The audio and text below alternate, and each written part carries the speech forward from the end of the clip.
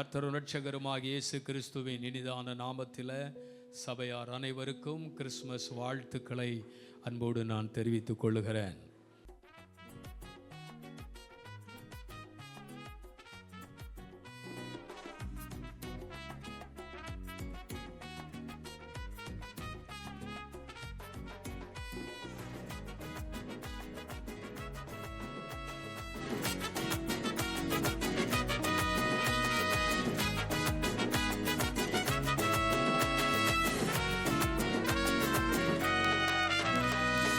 அப்புறம் போகிறவர் போல காணப்பட்டாலும் இயேசு, அப்புறம் போகிறவர் போல காணப்பட்டாலும் இயேசு உன் மீது நோக்கமாயுள்ளார்.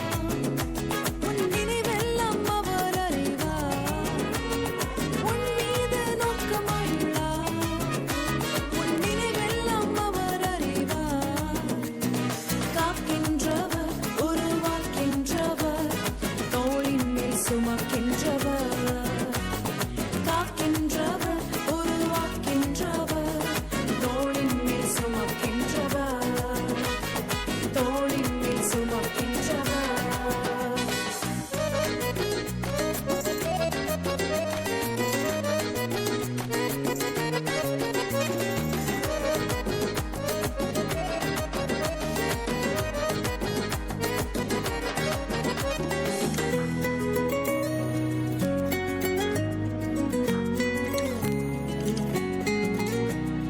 மோரியாவில் ஆபிரகாமை அவர் காணாதவர் போல் இருந்தார்.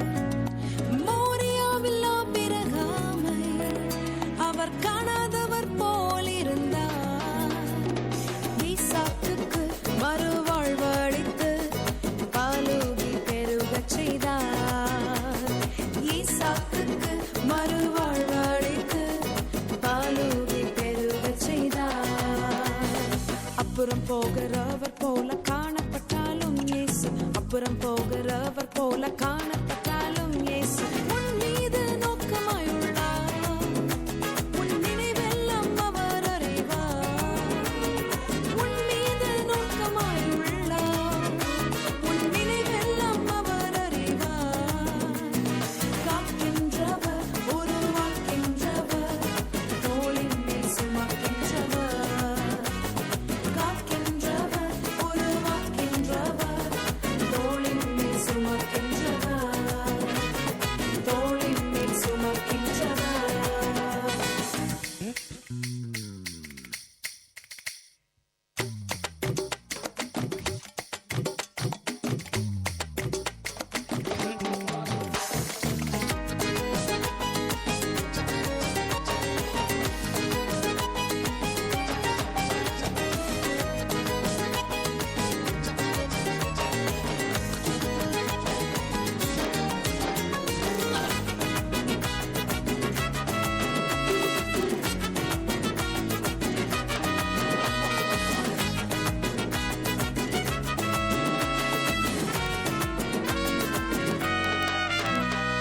கப்பலின் அடித்தட்டினில் அவர் காணாதவர் போல் அயர்ந்தார்.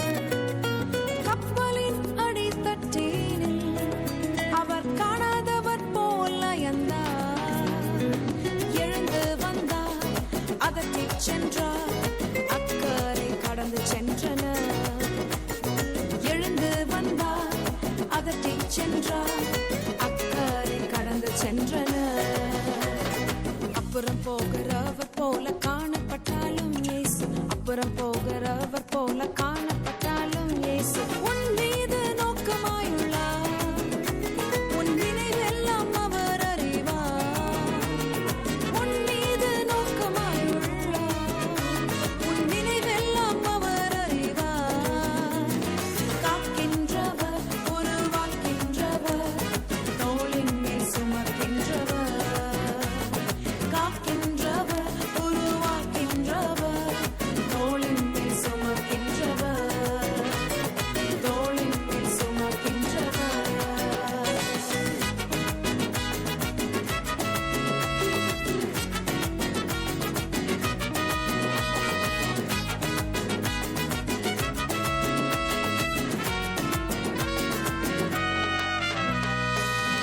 இந்த உலகம் பாவத்தாலும் இருளாலும் வேதனையாலும் நிரம்பி இருந்தபோது நம்மை அந்த பாவத்திலிருந்து மீட்டு நமக்கு புதிய வாழ்க்கை கொடுக்க இயேசு கிறிஸ்து இந்த உலகிற்கு வந்தார். வேதாகமம் அழகாக சொல்லுகிறது, இருளில் நடக்கிற ஜனங்கள் பெரிய வெளிச்சத்தை கண்டார்கள். இயேசு இந்த உலகிற்கு தண்டனை கொடுக்க வரவில்லை, தீர்ப்பு சொல்ல வரவில்லை, மீட்பு கொடுக்க வந்தார். அதனால்தான் வேதாகமம் சொல்கிறது, இழந்து போனதை தேடவும் இரட்சிக்கவுமே மனுஷகுமாரன் வந்திருக்கிறார். அன்பார்ந்தவர்களே, இன்று நீங்கள் பார்க்க போகும் இந்த மைம் ஒரு கதையல்ல, ஒரு மெசேஜ், ஒரு நடிப்பல்ல, ஒரு உண்மை. இயேசு நம்மை எவ்வாறு பாவத்திலிருந்து மீட்டார், அவரது அன்பு இன்னும் மனிதர்களை எவ்வாறு மாற்றுகிறது என்பதை வார்த்தைகளில் இல்லாமல் உங்கள் இதயத்தோடு பேசப்போகிறது. ஆகையால் இந்த மைமை வெறும் கண்களால் அல்ல, உங்கள் இதயத்தோடும் மனதோடும் காணுங்கள். இப்போது இருளில் ஒளியாக வந்த இயேசுவின் அன்பை வெளிப்படுத்தும் இந்த மைம் நிகழ்ச்சியை தேவனுடைய நாமத்தில் மிகுந்த மகிழ்ச்சியோடு ஆரம்பிக்கிறோம்.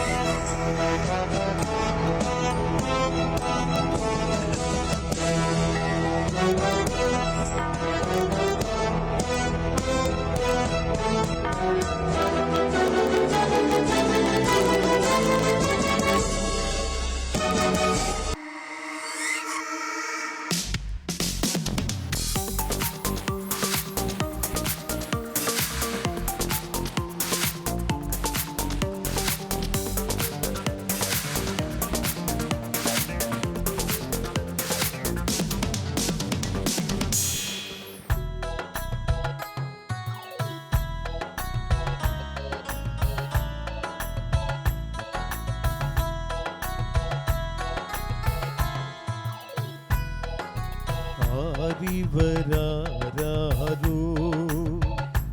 இந்த அவனியோர் மாதிடமே, ஆனடை கூடிலீடை மோனமாய் உதித்த அற்புத பாலகனார், அற்புத பாலகனார்.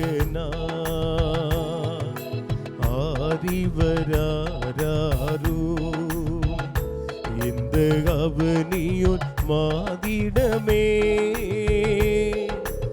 ஆனடை குடிலிடை மோனமாய் உதித்த அற்புத பாலகனார், அற்புத பாலகனார். பாருருவாகும் முன்னே இருந்த பரம்பொருள் தானிவரோ, பாருருவாகும் முன்னே இருந்த பரம்பொருள் தானிவரோ, சீருடன் புவிவான் அவை பொருள் யாவையும் சிருஷ்டித்த மாவலரோ, சீருடன் புவிவான் அவை பொருள் யாவையும் சிருஷ்டித்த மாவலரோ. ஆரிவராரோ இந்த அவனியோர் மாதிடமே, ஆனடை குடிலிடை மோனமாய் உதித்த அற்புத பாலகனார், அற்புத பாலகனார். தித்திக்கும் தீங்கனியோ நமது தேவனின் கண்மணியோ, தித்திக்கும் தீங்கனியோ நமது தேவனின் கண்மணியோ, மெத்தவை உலகிருள் நீக்கிடும் அதிசய மேவிய விண்ணொளியோ, மெத்தவை உலகிருள் நீக்கிடும் அதிசய மேவிய விண்ணொளியோ. ஆரிவராரோ இந்த அவனியோர் மாதிடமே, ஆனடை குடிலிடை மோனமாய் உதித்த அற்புத பாலகனார், அற்புத பாலகனார்.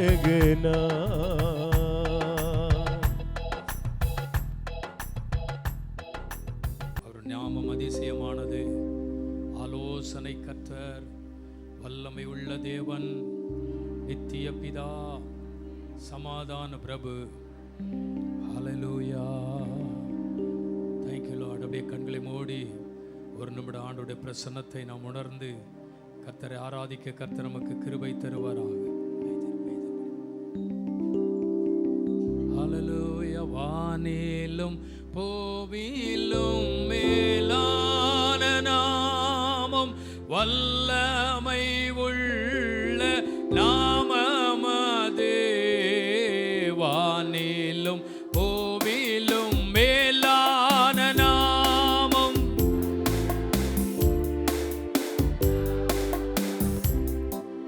சொல்லி துதித்திடும் நாமமது, தூய சொல்லி துதித்திடும் நாமமது, இயேசு என்ற திரு நாமத்திற்கு எப்போதும் மேன்மிக ஸ்தோத்திரம், இயேசு என்ற திரு நாமத்திற்கு எப்போ மேன்மிக ஸ்தோத்திரம்.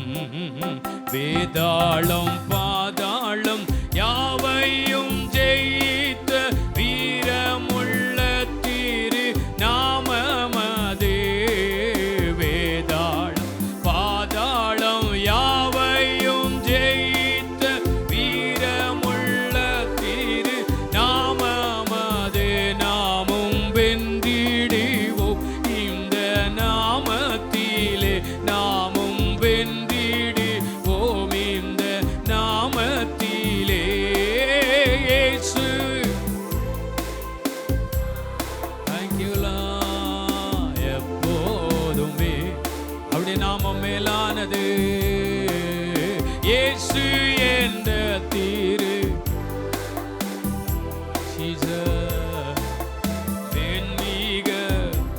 மறுபடி சொல்வோம். இயேசு என்ற தீரு நாமத்திற்கு எப்போதும் மேல்மிக ஸ்தோத்திரம். இந்த உலகத்தில் எல்லா நாமத்தை விட உங்க நாமமே மேலானது, உங்க நாமமே சிறந்தது, உங்க நாமமே உயர்ந்தது, உங்க நாமத்தில் வல்லமை இருக்கிறது. இன்றைக்கும் அந்த நாமத்தை அறிக்கை செய்யும் பொழுது அற்புதங்கள் நடக்கிறது. அதை நம்முடைய பிள்ளைகளுக்கு ஆண்டவர் செய்ய போகிறதற்காய் ஸ்தோத்திரம். ஆண்டவர் தொடர்ந்து எங்களோடு நீர் பேச வேண்டும். இயேசுவின் நாமத்தில் ஜெபிக்கிறோம் நல்ல பிதாவே, ஆமென். ஆண்டவருக்கு மகிமை உண்டாகட்டும். சில வேத பகுதிகளை இன்றைக்கு நாம் தியானித்து தேவனுடைய ஆசீர்வாதங்களை பெற்றுக்கொள்ளும்படி கர்த்தர் நமக்கு உதவி செய்வாராக. இயேசு கிறிஸ்துவினுடைய பிறப்பிலே உலகத்திலே சம்பவித்தது என்ன என்கிற ஒரு விஷயத்தை இன்றைக்கு நான் உங்களோடு பேச வேண்டும் என்று நான் விரும்புகிறேன். இயேசு கிறிஸ்துவினுடைய பிறப்பு தீர்க்கதரிசிகளினால் முன்னறிவிக்கப்பட்டது என்பதை குறித்து நாம் அறிந்தோம். இயேசு கிறிஸ்துவினுடைய பிறப்பு தீர்க்க தரிசன நிறைவேறுதல். இயேசு கிறிஸ்து உலகத்தில் பிறப்பார் என்பதை குறித்து ஏற்கனவே பல ஆண்டுகளுக்கு முன்பதாக தீர்க்கதரிசிகளாலே தீர்க்க தரிசனமாய் உரைக்கப்பட்டது, நிறைவேறினது. ஏசாயா தீர்க்கதரிசியின் மூலமாய் உரைக்கப்பட்டது. ஆமென். எரேமியா தீர்க்கதரிசியின் மூலமாய் உரைக்கப்பட்டது. இது நடக்கும். ஏற்கனவே ஆதியாகமத்திலேயே இயேசு கிறிஸ்துவினுடைய பிறப்பை குறித்து முன்னறிவிக்கப்பட்டது. ஆகவே இயேசு கிறிஸ்துவினுடைய பிறப்பு இந்த உலகத்தில் அநேக மாற்றங்களை, அநேக வித்தியாசமான காரியத்தை கொண்டு வந்திருக்கிறது என்பதை நாம் அறிந்திருக்கிறோம். கர்த்தருக்கு ஸ்தோத்திரம். இயேசு கிறிஸ்துவினுடைய பிறப்பிலே சம்பவித்தது என்ன? முதலாவது மேய்ப்பர்களுக்கு அறிவிக்கப்படுகிறது. லூக்கா சுவிசேஷம் 2ஆம் அதிகாரம் அதன் 8ஆம் வசனத்தை நீங்கள் படித்தால் இங்கே இயேசு பிறக்கிற காரியத்தை குறித்து இங்கே மேய்ப்பர்கள் அதை அறிந்து கொள்கிறார். வாசிக்கலாமா? வயல்வெளிகளில் தங்கி தங்கள் மந்தையை காத்து கொண்டிருந்தார்கள். அந்த வேளையில் கர்த்தருடைய தூதன் அவர்களிடத்திற்கு வந்தான். கண்டை கவனிங்கள். கர்த்தருடைய மகிமை. அடுத்த வசனம் படிங்க. கர்த்தருடைய மகிமை அவர்களை சுற்றிலும் பிரகாசித்தது, அவர்கள் பயந்தார்கள். போதும். இந்த வசனம் சொல்லுகிறது, இயேசு கிறிஸ்து உலகத்தில் பிறந்திருக்கிறார் என்கிற இந்த செய்தி மேய்ப்பர்களுக்கு அறிவிக்கப்படுகிறது. நன்றை கவனிங்கள். மேய்ப்பர்களுக்கு அறிவிக்கப்படும் பொழுது அது எழுத்தின் மூலமாக சொல்லப்படவில்லை, தூதன் மூலமாக சொல்லப்படுகிறது. இயேசு உலகத்தில் பிறந்திருக்கிறார், உங்களுக்காக இரட்சகர் பிறந்திருக்கிறார், உங்களுக்காக இயேசு இந்த உலகத்தில் பிறந்திருக்கிறார் என்கிற ஒரு செய்தியை தூதன் வந்து சொல்லுகிறான். அப்பொழுது மேய்ப்பர்கள் வயல்வெளிகளில் தங்கள் ஆடுகளை காத்து கொண்டிருக்கிறார்கள். நன்றை கவனிங்கள். இயேசு கிறிஸ்து எப்பேற்பட்ட நிலையில் இருக்கிற ஒரு மனிதனையும் அவர் சந்திக்கிற தெய்வனாகவே இருந்தார்.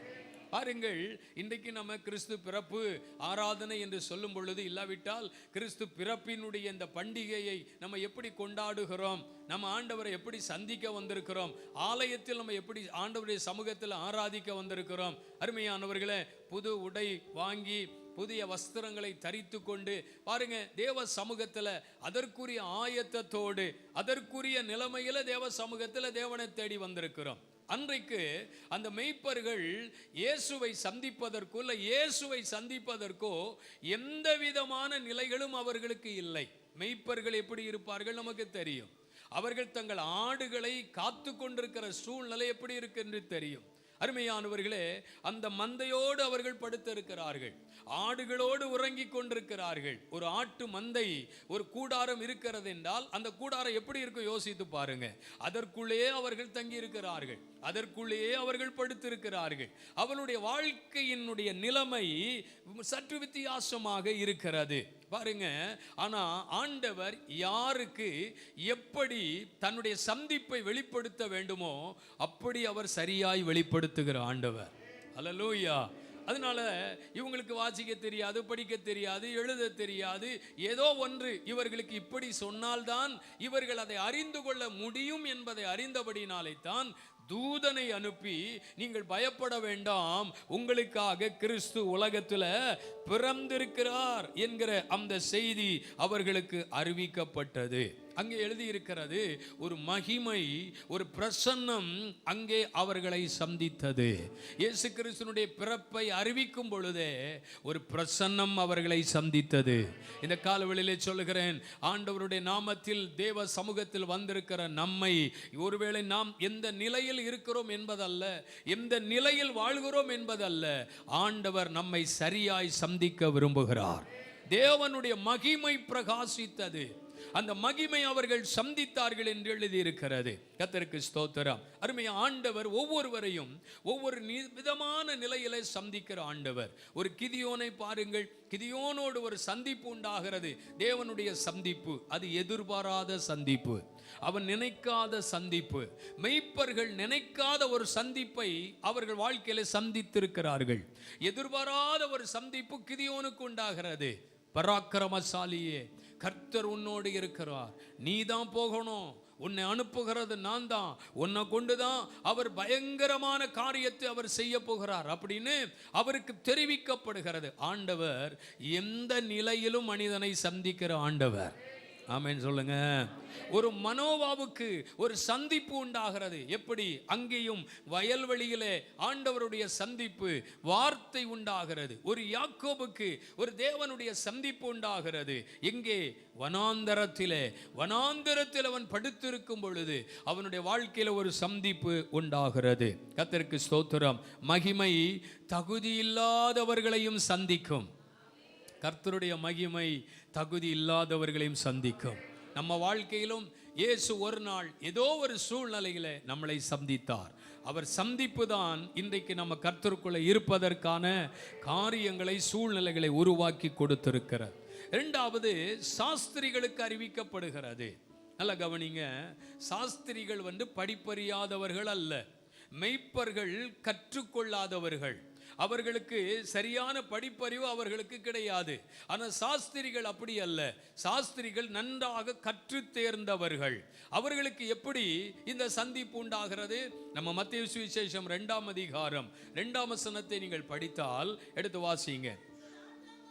யூதருக்கு ராஜாவாக பிறந்திருக்கிறவர் எங்கே? கிழக்கிலே அவருடைய நட்சத்திரத்தை கண்டு அவரை பணிந்து கொள்ள வந்தோம் என்றார்கள். அல்லேலூயா சொல்லுவோமா? சத்தமா சொல்லுவோம். மெய்ப்பர்களுக்கு கர்த்தருடைய தூதனை அனுப்பி இயேசு கிறிஸ்து உலகத்தில் பிறந்த செய்தி அறிவிக்கப்படுகிறது. அது ஒரு சந்திப்பு. ஆனால் இந்த சாஸ்திரிகள் எதை பார்த்து வருகிறார்கள்? எதிர்பாராத நேரத்தில் ஒரு நட்சத்திரம் உதித்திருக்கிறது. அல்லேலூயா. அந்த நட்சத்திரம் ஏற்கனவே உண்டாக்கப்பட்டது. நட்சத்திரம் எப்போ உண்டாக்கப்பட்டது? இயேசு பிறந்த பொழுது அல்ல நட்சத்திரம் வந்தது. நம்ம எல்லாருக்கும் தெரியும், இயேசு இந்த உலகத்தை உண்டாக்கும் பொழுதே நட்சத்திரங்களையும் அவர் உண்டாக்கி விட்டார். அதனாலதான் ஆபிரகாமை பார்த்து சொன்னாரு, வானத்தை பாரு, நட்சத்திரங்களை பாரு, உன்னால அது எண்ண முடியுமா அப்படின்னு கேட்டாரு. ஆனா நட்சத்திரம் ஏற்கனவே பல ஆண்டுகளுக்கு முன்பாகவே தேவனால் உருவாக்கப்பட்டு விட்டது. ஆனா இப்போ இவங்களுக்கு இப்படித்தான் சொல்ல வேண்டும் என்று தேவன் அறிந்து நட்சத்திரம் உதிக்கிறது. அப்ப அங்க இருந்ததுதான் அன்றைக்கு அவருடைய கண்களுக்கு அது பெரிதாக தெரிகிறது. அந்த நட்சத்திரம் நடத்துகிறது. இவர்கள் சொல்லுகிறார்கள், யூதருக்கு ராஜாவாக பிறந்திருக்கிறவர் எங்கே? எப்படிப்பா தெரியும்? நட்சத்திரம் உதித்திருக்கிறது. அல்லேலூயா. அப்போ நம்ம வீடுகள் எல்லாம் நட்சத்திரத்தை போடுறோம்னா அதுக்கு ஒரு காரணம் இருக்கிறது. தோத்துரும் ஏத்த வீட்டில் போட்டிருக்காங்க, நமக்கு போடணும். பக்கத்து வீட்டில் சின்னதாக தான் போட்டிருக்காங்க, அதை விட பெருசாக நம்ம போடணும். நட்சத்திரம் எதுக்கு போடுறீங்க? அவங்க போட்டதுனால போடுறோம். ஆமாம், பக்கத்து வீட்டுக்காரங்க மாடியில் இருந்து போட்டிருக்காங்க, அதனால நம்ம அதுக்கு மேலே இருந்து என்ன செய்யணும்?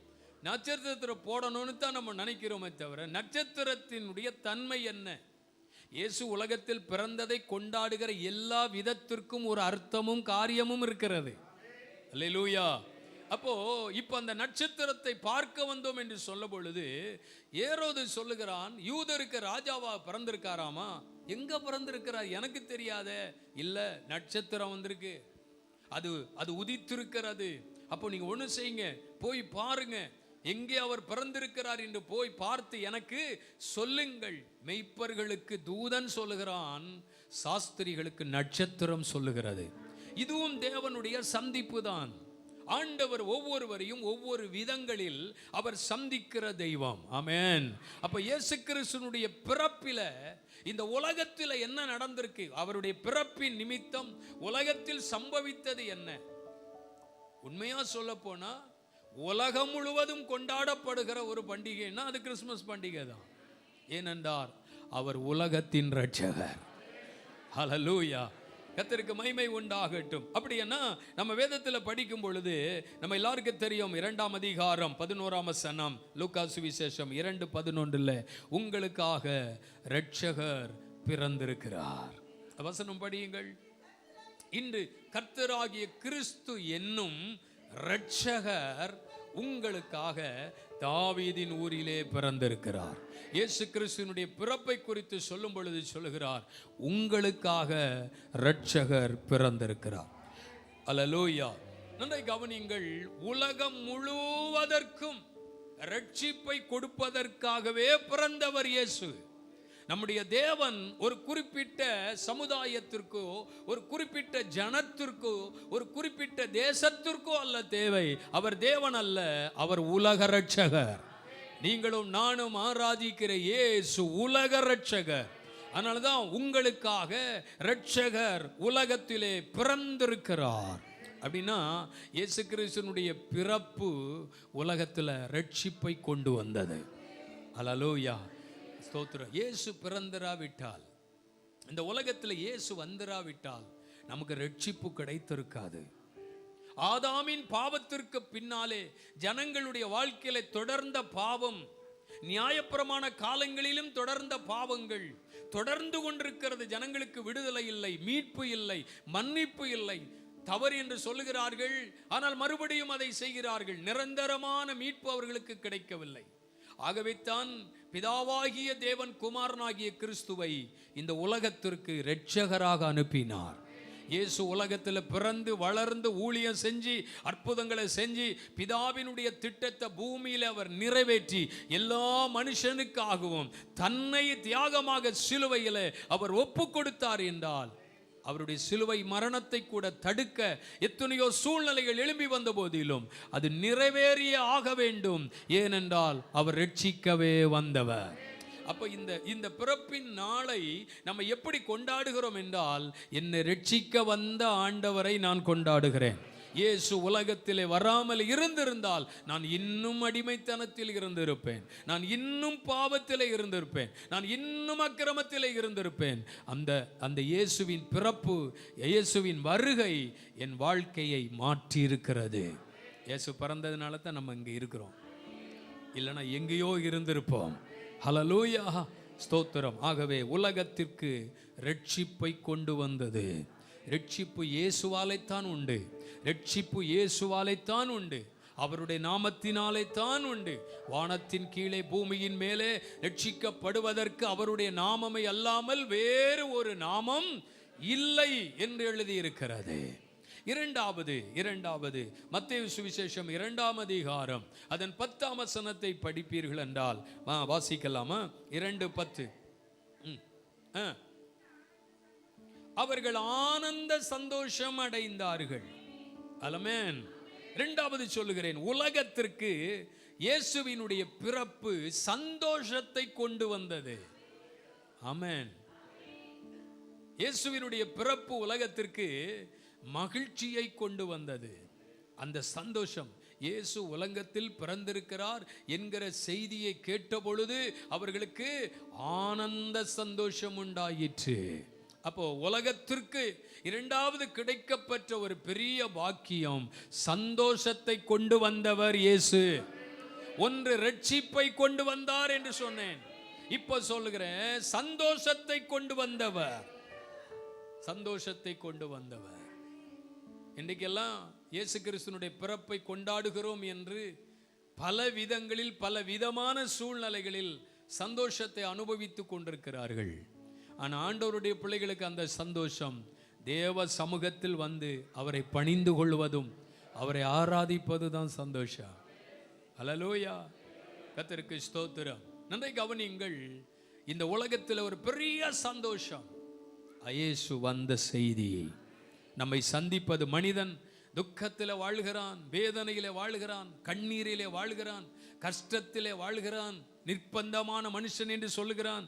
யார் என்னை விடுதலையாக்க முடியும் என்று கேட்கிறான். உலகம் துக்கம் நிறைந்தது, இந்த உலகம் பாடுகள் நிறைந்தது, இந்த உலகம் சஞ்சலம் நிறைந்தது, உலகம் வருத்தம் நிறைந்தது. அதன் நடுவிலே ஆண்டவருடைய பிள்ளைகளை கர்த்தர் சந்தோஷமாய் வைத்திருக்கிறார் என்றால் இயேசு கிறிஸ்துவினுடைய பிறப்பு நமக்கு ஒரு பெரிய மகிழ்ச்சியை கொண்டு வந்திருக்கிறது. ஆமென் சொல்லுவோம். அல்லேலூயா. மனிதருடைய சந்தோஷம் பல விதங்களில் இருக்கும் பொழுது நம்முடைய சந்தோஷம் தேவ சமூகத்தில் இருக்கிறது. தேவனுடைய ராஜ்யம் புசிப்பும் குடிப்பும் அல்ல, அது நீதியும் சமாதானமும் பரிசுத்த ஆவியினால் உண்டாகிற சந்தோஷம். ஆமென், ஸ்தோத்திரம். நம்ம ஏதோ உடுக்கிறோம், ஏதோ உண்கிறோம், ஸ்தோத்திரம், பரிசுகளை கொடுக்கிறோம், இதெல்லாம் நமக்கு சந்தோஷம். நிரந்தரமானது அல்ல. நிரந்தரமான சந்தோஷம் எது தெரியுமா? நம்ம ஆண்டவர் நம்ம வாழ்க்கையில ஏற்றுக்கொண்டது. ஹல்லேலூயா. உலகம் இன்றைக்கு துக்கித்து கொண்டிருக்கிறது, உலகம் அழுது கொண்டிருக்கிறது, உலகத்தின் காரியங்கள் மனிதர்களை வேதனைப்படுத்துகிறது. ஆனால் ஒரு நல்ல செய்தி இந்த காலவெளியிலே சொல்கிறேன், உலகத்தை சந்தோஷப்படுத்ததான் இயேசு பிறந்தார். ஆமென். மூன்றாவது, இயேசு கிறிஸ்துவினுடைய பிறப்பிலே சம்பவித்தது. அவர் இந்த உலகத்திற்கு எதை கொண்டு வந்தது? யோவான் சுவிசேஷம் 1ஆம் அதிகாரம் 1ஆம் வசனத்திலிருந்து 4ஆம் வசனம் வரைக்கும் படித்தால், ஆதியிலே வார்த்தை இருந்தது, அந்த வார்த்தை தேவனிடத்தில் இருந்தது, அந்த வார்த்தை தேவனாய் இருந்தது, அவர் ஆதியிலே தேவனோடு இருந்தார், சகலமும் அவர் மூலமாய் உண்டாயிற்று.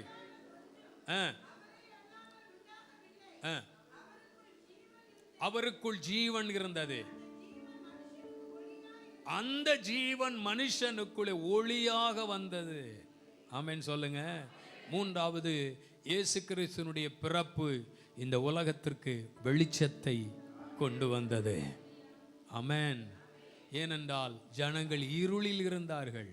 அதனால தான் நீங்கள் வேதத்தில் படிக்கும் பொழுது இருளில் இருக்கிற ஜனங்கள் வெளிச்சத்தை கண்டார்கள்.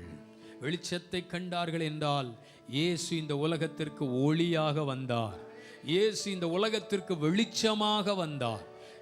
இந்த உலகம் இருளுக்குள்ள கிடக்கு, பாவம் என்கிற இருளுக்குள்ள இருக்கிறது, சாபம் என்கிற இருளுக்குள்ள இருக்கிறது. ஆனால் இருளில் இருக்கிற ஜனங்களை விடுதலையாக்க இயேசு ஒளியாக வந்தார். அல்லேலூயா. ஆமென். அப்போ ஒவ்வொரு காரியத்தையும் செய்வதற்கு ஒரு காரணம் இருக்கிறது. கர்த்தருக்கு ஸ்தோத்திரம். நன்றாய் கவனியுங்கள், ஒளியாய் வந்தவர் நம்முடைய ஆண்டவர், உலகத்திற்கு வெளிச்சத்தை கொண்டு வந்தவர் நம்முடைய ஆண்டவர். ஸ்தோத்திரம். அவருடைய வெளிச்சத்திலே நாமும் வெளிச்சத்தை காண்கிறோம். இயேசு கிறிஸ்துனுடைய பிறப்பு வெளிச்சத்தை கொண்டு வந்தது. ஆமென். அவர் எந்த மனிதனையும் பிரகாசிக்கிற தெய்வம், அவர்தான் மெய்யான ஒளி.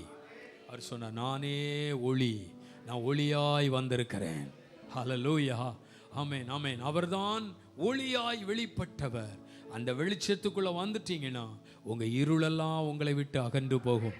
அந்த வெளிச்சத்தை நீங்க பார்க்க வந்துட்டீங்கன்னா உங்க வாழ்க்கையில் இருக்கிற இருளெல்லாம் நீங்கி போகும். இருளில் இருக்கிற ஜனங்கள் வெளிச்சமாகிய இயேசுவை கண்டார்கள்.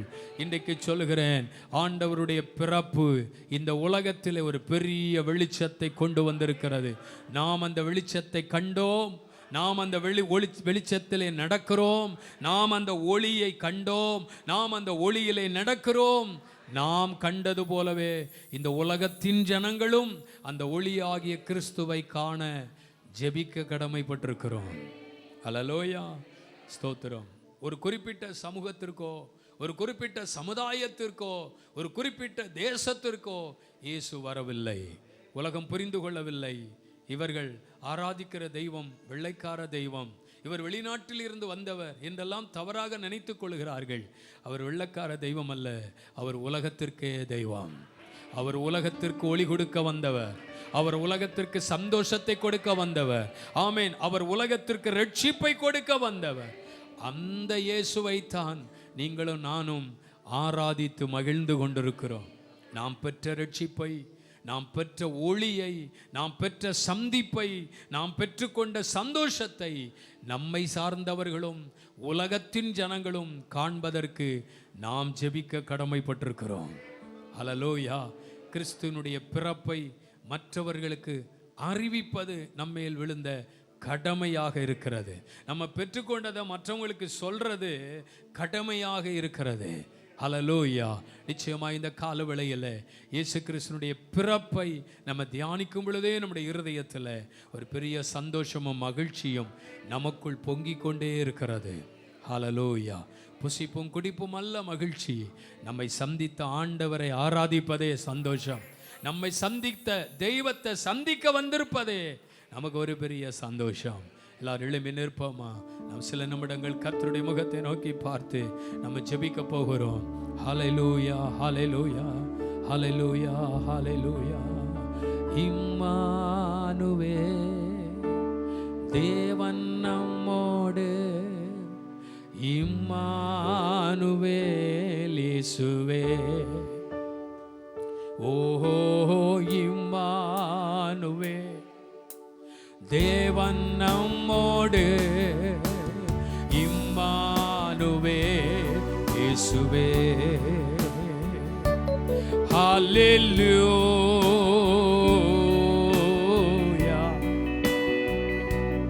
ஹல்லேலூயா, ஹல்லேலூயா.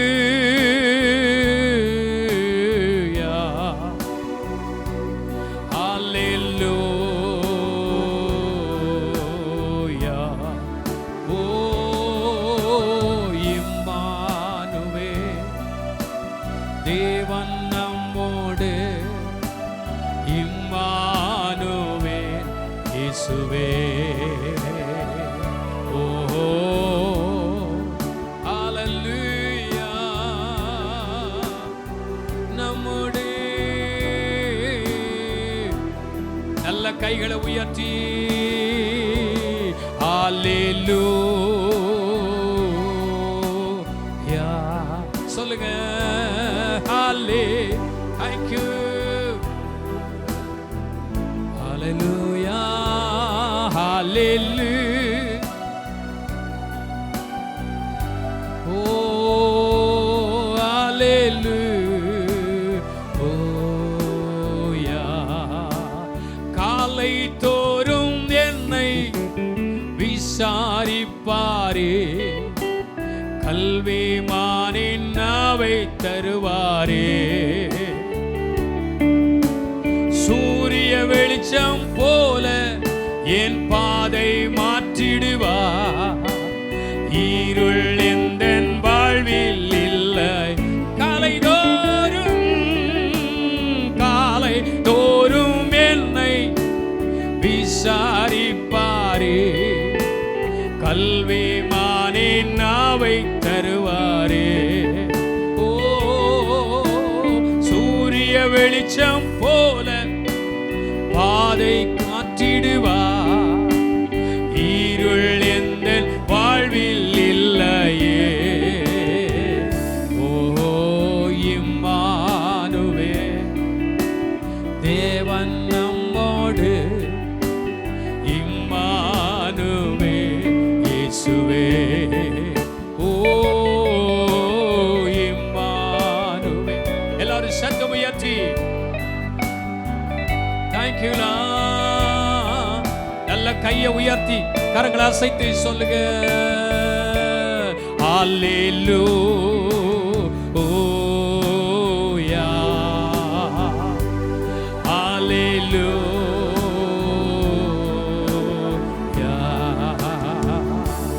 ஹல்லேலூயா, ஹல்லேலூயா, ஹல்லேலூயா. Thank you Lord. Hallelujah.